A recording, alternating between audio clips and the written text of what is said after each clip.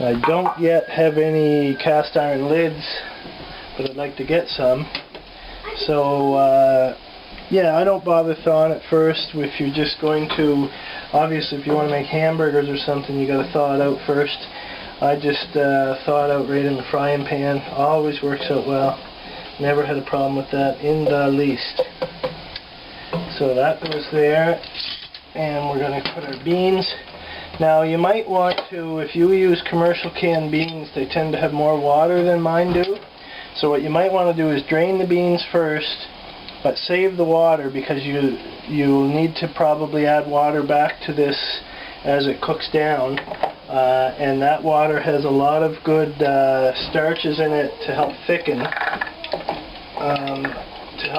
Your beans, which is obviously something you want to happen. So drain it, but save the water, and you may end up adding back a large part of that water. I happen to know that with my own, when I'm using my own beans for this, that I use all of the water that's in here, and I actually have to add water as well, or liquid. I can use beer, or actually I started using lemon juice for that phase, and that adds a really nice flavor to your refried beans and to the tacos in the end, is adding lemon juice for your liquid. So that's what we're going to do today. You can add beer, like I said.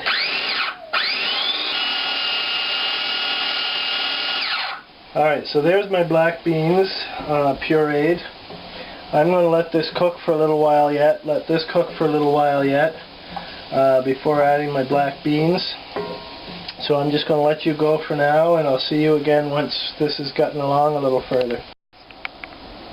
So that's been a little bit more than 5 minutes now. These are softening up nicely. I haven't even checked the meat yet. I'm sure it will be just fine in there.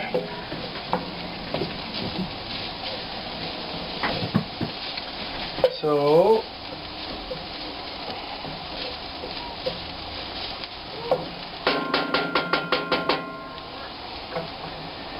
got a different sort of spatula from Spatula City, and I'm going to use it to get my beans into, to get the beans above the frank.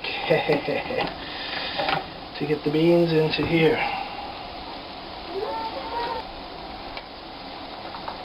That's the black beans, as mentioned.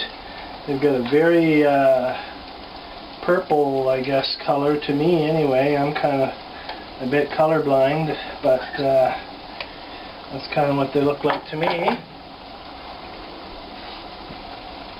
So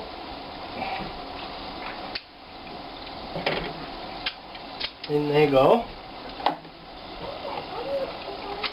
And now we're going to do the same with the kidney beans.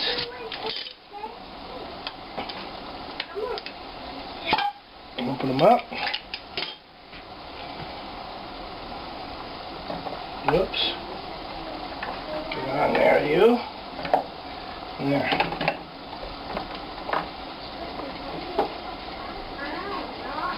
And in they go. These are each, like I mentioned, 500 milliliter jars.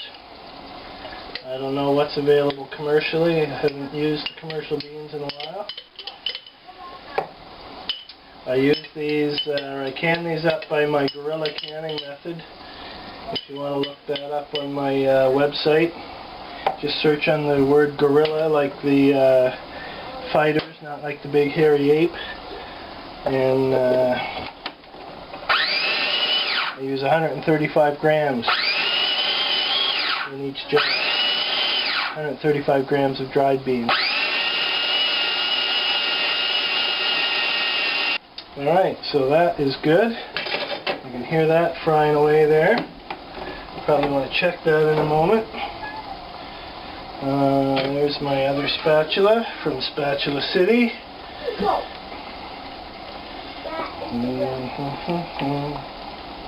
And that's got a very red color, obviously, at least to my eye. Not sure what shade of red that would be. Get them all in there.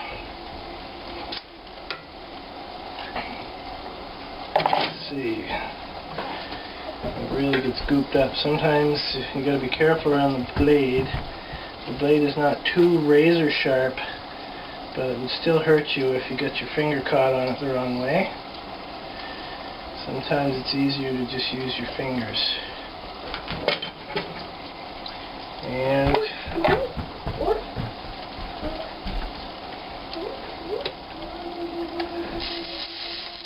whoa, definitely want to be checking that meat by the sounds of it.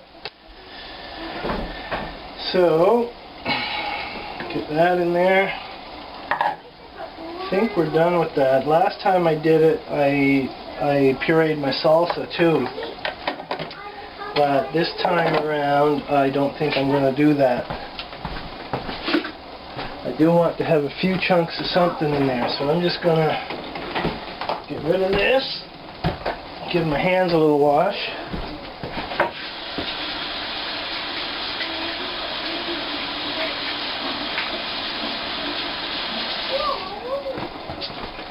Alright, give this a stir. Oh, she's frying on there already. Now this is the thing with refried beans, is you want it to actually fry onto the bottom of the pan to get kind of dry and sticky on there, and then you scrape that off, and that's what gives you your character to the beans. So you want to encourage it to fry on at least a little bit. Not too much though, or you'll ruin them, you'll burn them. That's why you keep your pan on low. I haven't had any issues.